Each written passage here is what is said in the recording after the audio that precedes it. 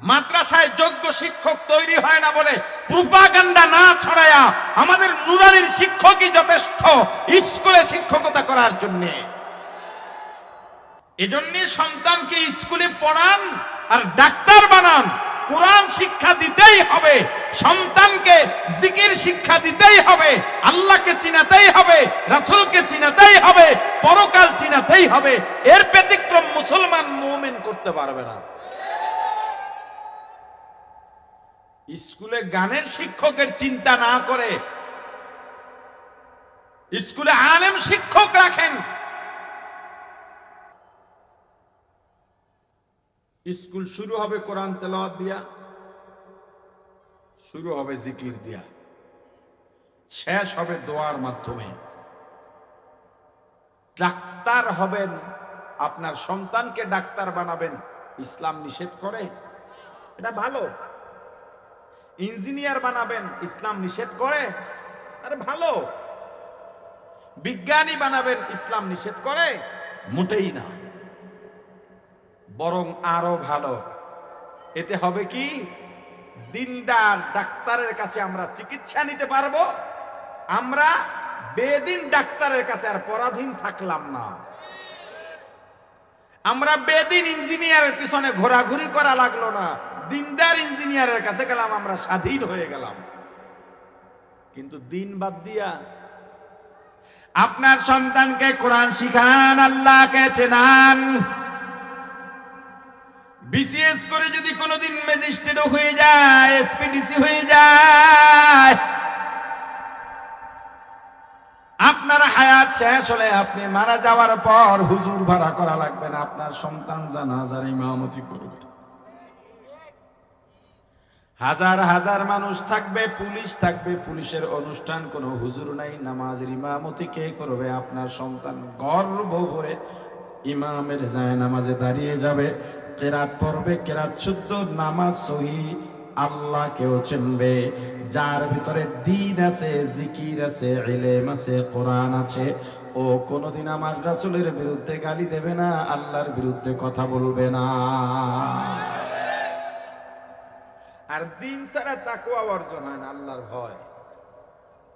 এই যত সেক্টর আছে, একেবারে রাষ্ট্র থেকে শুরু করে প্রশাসন, বিজনেস, সমাজ, অর্থনীতি, সংসার, যত দিকে যাবেন, যতগুলো চেয়ার টেবিল আছে, যতগুলো পদ আছে, ওই পদে যারা বসবেন তাদের যদি তাকওয়া না থাকে, আল্লাহ ভীতি না থাকে, এই সমাজ শুদ্ধ হবে না।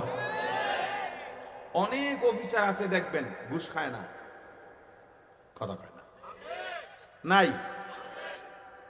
কেন খায় না? কথা কয় না? আল্লাহর ভয়।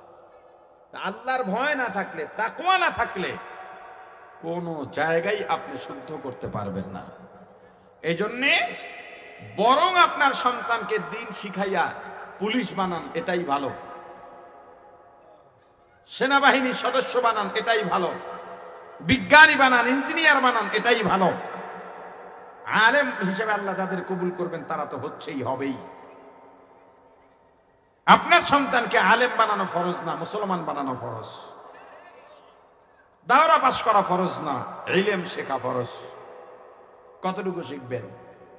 হালাল হারাম, পাক না পাক, জায়েজ না জায়েজ, এর মধ্যে যতটুকু আছে বাস। এইটা ওই কেরাতুল কোরআন মাদ্রাসা বা নুরানি মাদ্রাসায় 3 বছরই হয়ে যায়।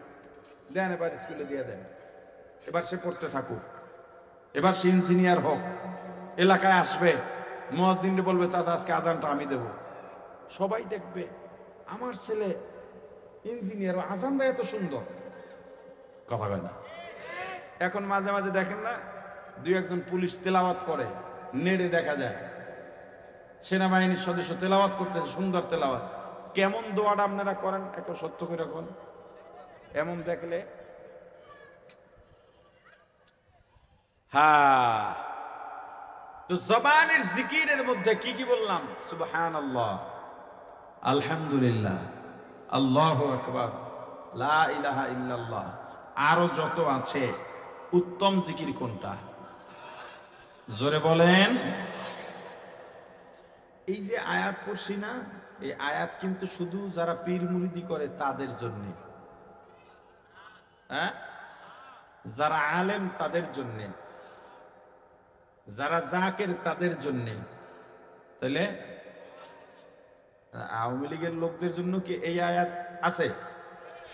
বিএনপির লোকদের জন্য আছে? আচ্ছা, তাহলে আপনারা কি জিকির করেন? কই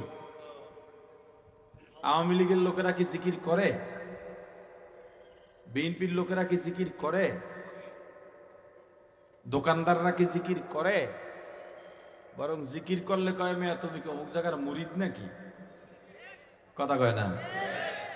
আপনি যখনই জিকির করবেন তখন যদি কেউ বলে তুমি কি অমুক জায়গার মুরিদ নাকি, তখন আপনি বুঝে নিয়েন অমুক জায়গাটা আল্লাহর মকবুল জায়গা। জিকির যারা করে এরা যদি আল্লাহওয়ালা না হয়, আল্লাহওয়ালা হবে কারা? লা ইলাহা ইল্লাল্লাহ এটা কোন দলের স্লোগান নয়, কোন পীরের সিম্বল নয়, কোন আলেমের মন গড়া কোন তাসবিহ নয়, এটা আল্লাহর পছন্দের জিকির। লা ইলাহা ইল্লাল্লাহ।